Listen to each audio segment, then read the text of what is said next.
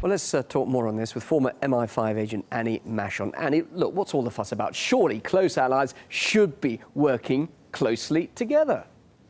Well, absolutely, and they have for decades. One thing that people tend to forget is there is an old program of mutual assistance, which was called Echelon, which was exposed in the 1980s and then fed into the European Parliament in the 1990s, which led to a report that said that Europe should develop its own standalone internet infrastructure, not depend on the US infrastructure. Of course, this came out just before 9/11 and was lost in the sort of security panic that happened afterwards. So this sort of assistance has been going on for decades. Let's have no doubt about that. And it's also been a very good way for the NSA and GCHQ to circumvent domestic laws and domestic warrantry requirements, so they could spy on each other and then feed each other the information they needed back without having to go through the courts. So it's always been quite a corrupt relationship. However, I think these revelations that came out in The Guardian today take it to a whole new level. We are now looking at GCHQ effectively prostituting itself to the NSA. They are saying, we can get round some of your laws, we can help you, we will go to the nth degree to help you, give us your money.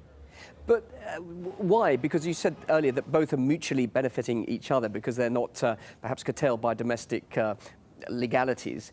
And yet, at the same time, there is some talk of the UK doing the US's dirty work for it. But surely both are helping each other here. Well, the GCHQ has always benefited more from the relationship because, of course, the NSA coverage was far wider, and they are desperate to keep that toehold of influence with the Americans. And that's why I think we're seeing these quotes coming out saying that they need to be seen to be doing everything they can to help the Americans.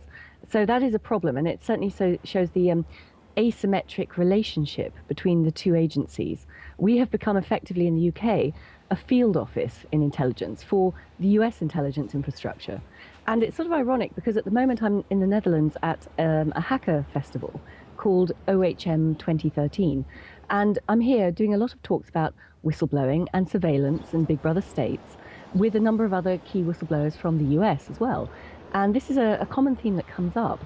And we have just agreed to award Edward Snowden something called the Sam Adams Award for Integrity and Intelligence. So I think the fact that he has gone public with all this stuff, the fact that he is showing the growing and endemic corruption between the US and the UK intelligence agencies needs recognition, and we hope to be able to give that to him soon. But has he achieved anything apart from winning that particular award you've just mentioned?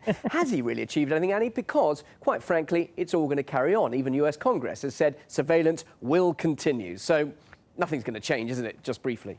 Well, unfortunately, it's unlikely, but I think he is the most significant modern whistleblower, even greater than Daniel Ellsberg, because he has shown that we are all globally under surveillance. We are moving rapidly into a dystopic Big Brother surveillance society.